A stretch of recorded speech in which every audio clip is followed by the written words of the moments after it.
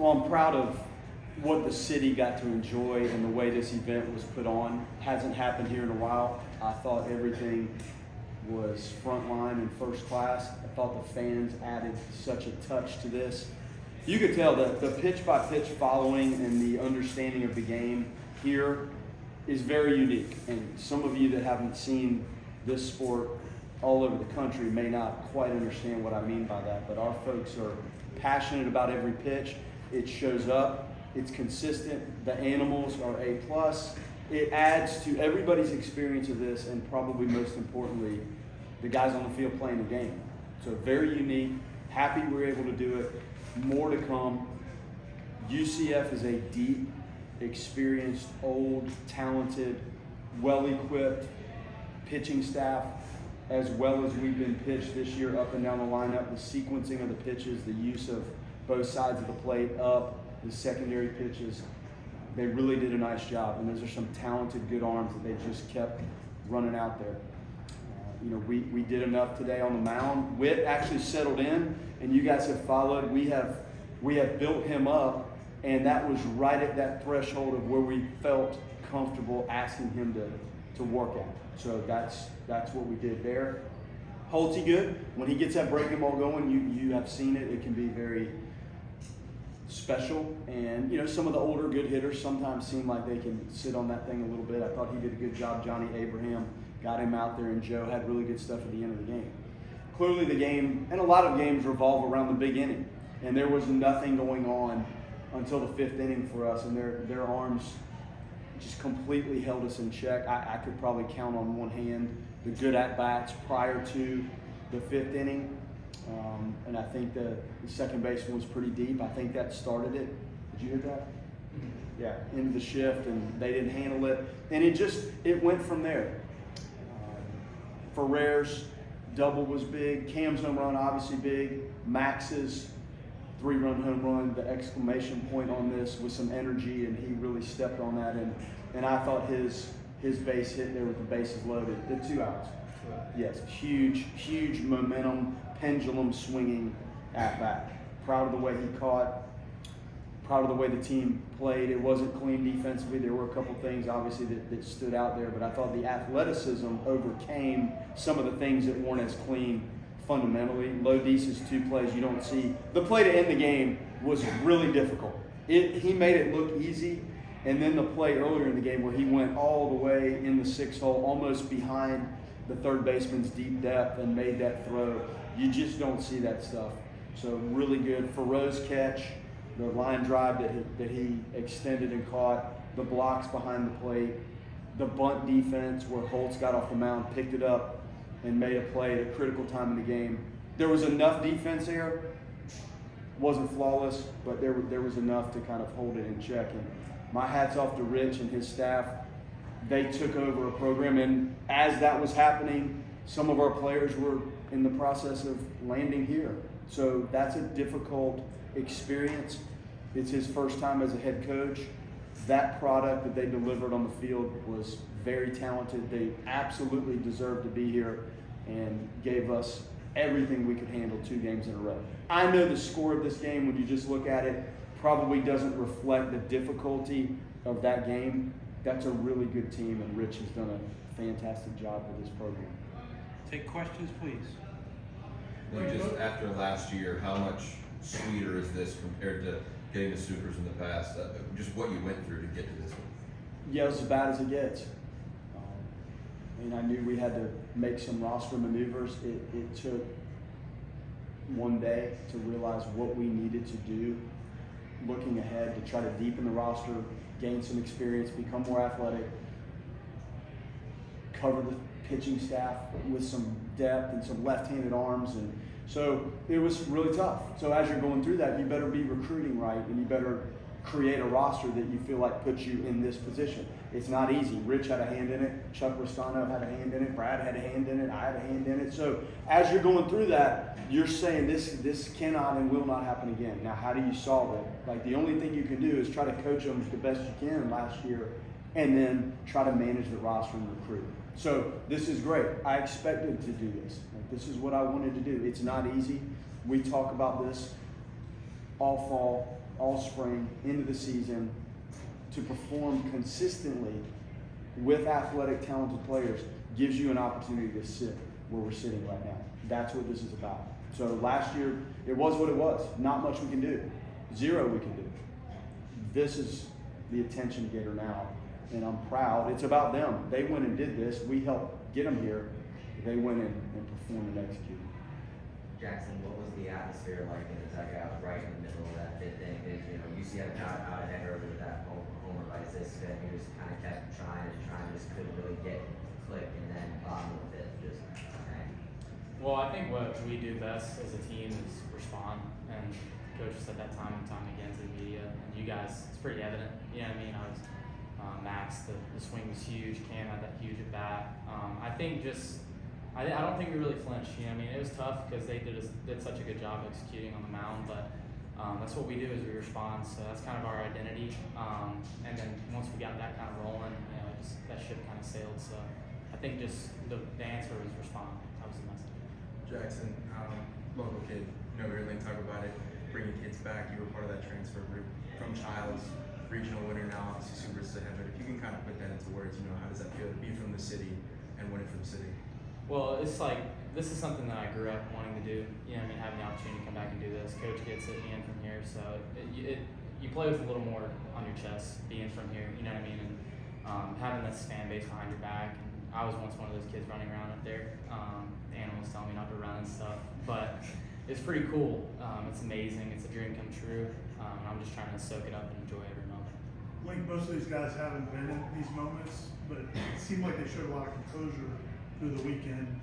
What do you think has led to that? When you know you're dealing with that, you put the emphasis on the execution of the details of the game. And if you do that over and over, this situation is no different than the first game of the year. Now, it may feel different, but the game doesn't know what's going on. It's expecting you to play the game properly. If you do that, you're going to be fine. So the messaging to a group that is not the most experienced team in terms of this setting and beyond is to keep it simple. And we talked about the same things in our pregame meeting, that bring your A stuff on the mound, field your position, intelligent, savvy defense, savvy thinking, less than two strike hitting, making the most of the base running opportunities, and when the short game is there, try to take advantage of it. That's it. And you keep doing that, and you keep going. And I think these situations become less stressful and dramatic if you can get them to focus on the execution and the game itself. Brendan, Rich Wallace was in here. He said that he thought Link was the best coach in college baseball. You've been in college baseball for a while. You're a veteran. What makes him him?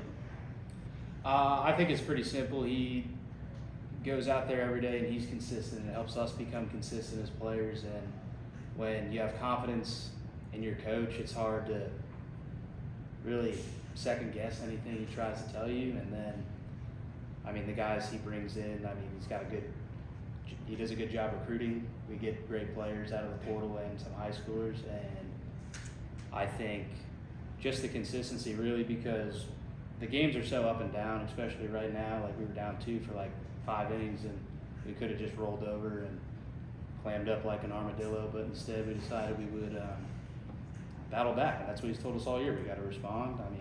He said it 32 times. I listen to these after every game, and he says it every single time that something goes wrong and we respond. That's the first thing he says.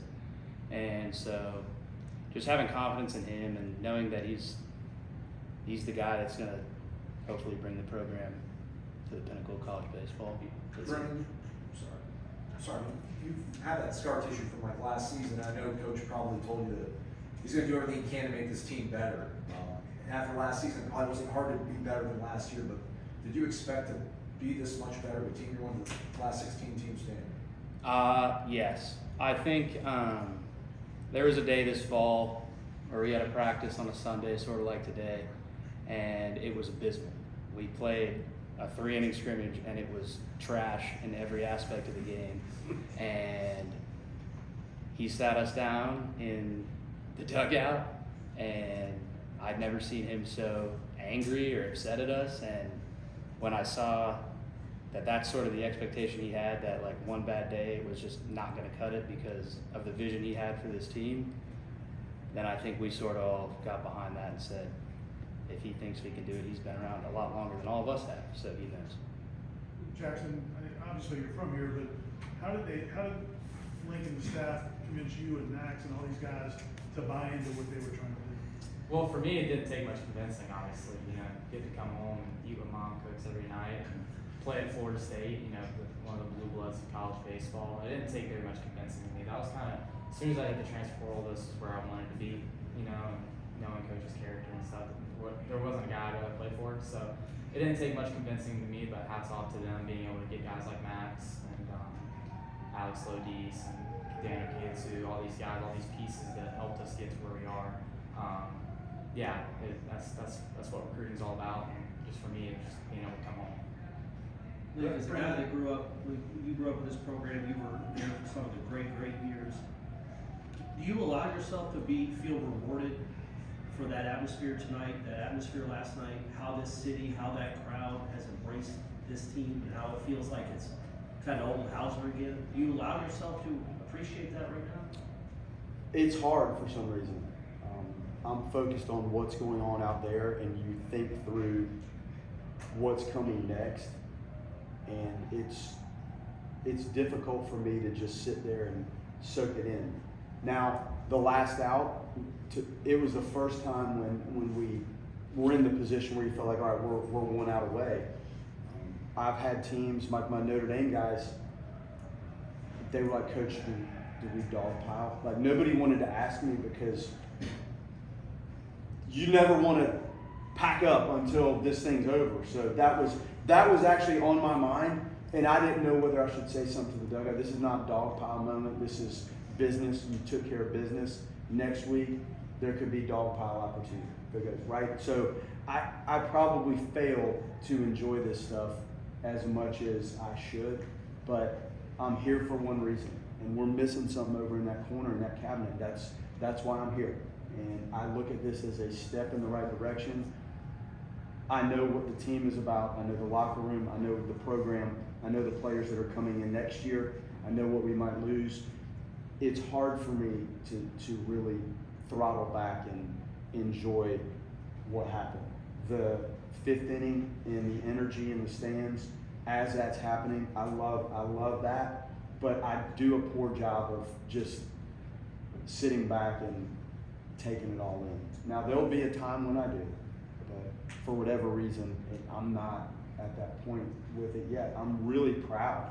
I'm proud, but I haven't gotten to that status with it yet for some reason. That's probably a weakness I have. Brendan, I think the pitching stack allowed 7 earned runs in 3 games this week. I think the offense, understandably, gets a lot of attention on the team, but I guess what did the pitching staff prove this weekend with the 2 starts, your 2 closes, and then kind of piecing it together today?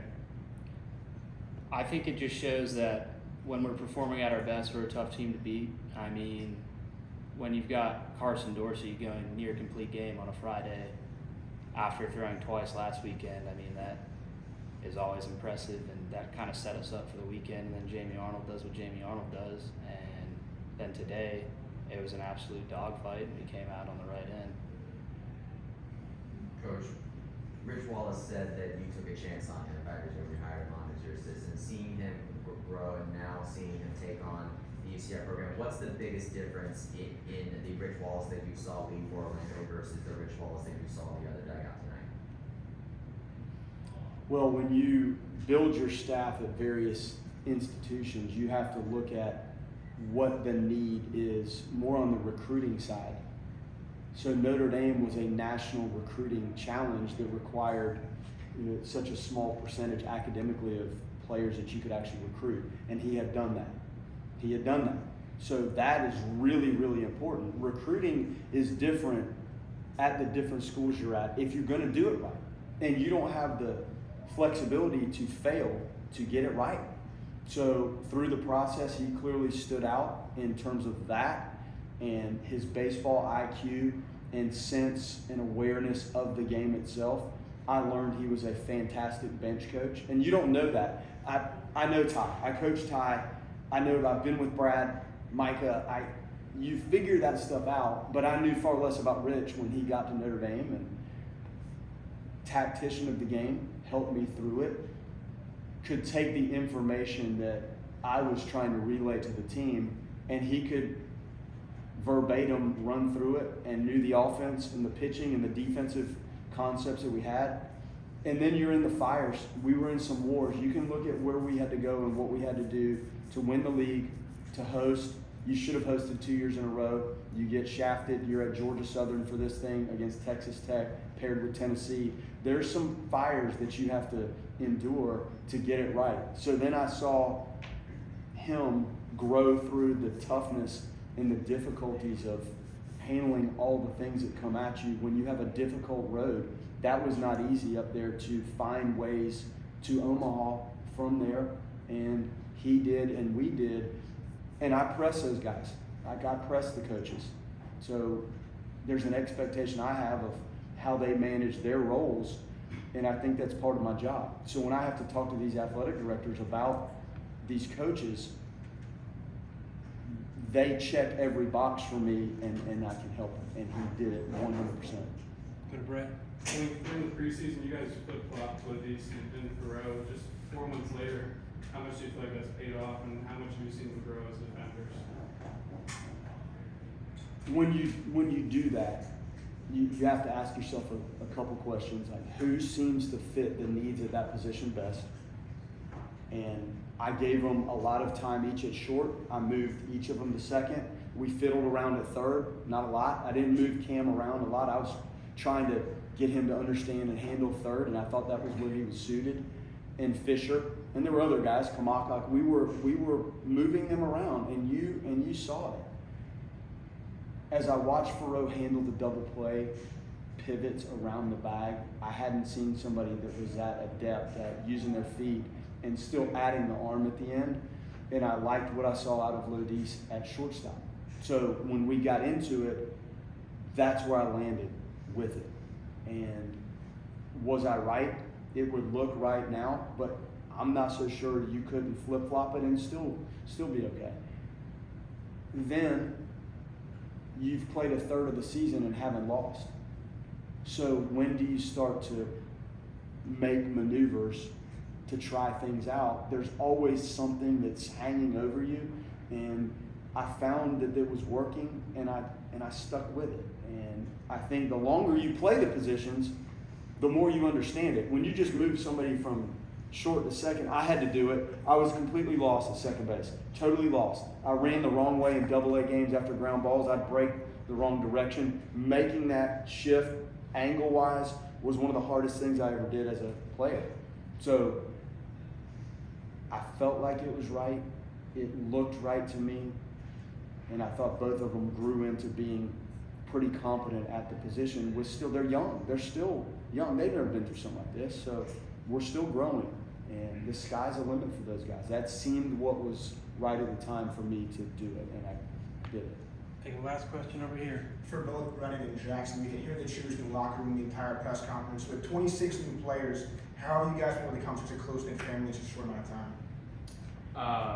Guys like Ox, guys that have been around for a while, kind of take knuckleheads like me and keep us in check. No, I just think that Coach did a really good job of bringing guys in that had the vision of what culture we wanted to have here, which was when guys that showed up every day and their identity was baseball. You know what I mean? And just at the baseball field. I think with Daniel Cantu, I can't talk about him enough. Guys like that had that experience. Those guys have helped our team become what it is because of who they are and what they show up and do every day. So really, it was the foundation that the older guys set, and now that they're going to lead for guys like, hopefully Drew, myself, and Alex to carry on to the next guys, and that we'll keep on rolling, and then make this place a powerhouse. I think for me, it was getting the team together off the field. I mean, last year, you look at the team, and we didn't really hang out as much as I thought we should have and stuff like that. So, I thought from the second we got here that it was important to set a foundation off the field that, you got to like each other. You can't win games pulling against each other. So, we've had ourselves a long season now, and hopefully it keeps going. And so that gives us a lot of free time together. We've got no school. We like to hang out. We've got activities we do together. I mean, winning also helps. Like, that doesn't hurt anything at all. So I think just like, it's not hard to get 32 people to pull in the same direction. It's not. As long as you've got the right direction from the top, and that being them, and it just trickles down in the right way. If you got the right pieces, like, people are going to get along. It's going to be fun. You're going to probably win some games, and it's going to be pretty enjoyable. Any more questions? Last question. Coach, Rick Walls mentioned Jack Ziska and your eyes potential people to get their names called in the draft. You coached them at Notre Dame. Just what have you seen from them from when you're coaching them and this weekend that you feel like that they can get their names get called later this year? Well, they're more physical. So it's been a little while, and you just keep watching Ziska get stronger, and you watch him hit a ball over the lights, and the catching position is hard. He can attest to it. There's a lot that goes on, and Danny Neareye just caught 18 innings today, right? Did he catch the first game, right? That's not easy to do, and you see him grow into being a good receiver, a good blocker. He's athletic, he can throw, and it's a tough left-handed out. And he had, as a left-handed hitter, when you come and look at how many right-handed pitches did we actually throw in this thing? Not many. So they just grew into the game, and they're both athletic and capable, and they should get drafted. Now, not everybody that should does. I hope they do, and they earn their stripes. Thanks, everybody. Gentlemen, thank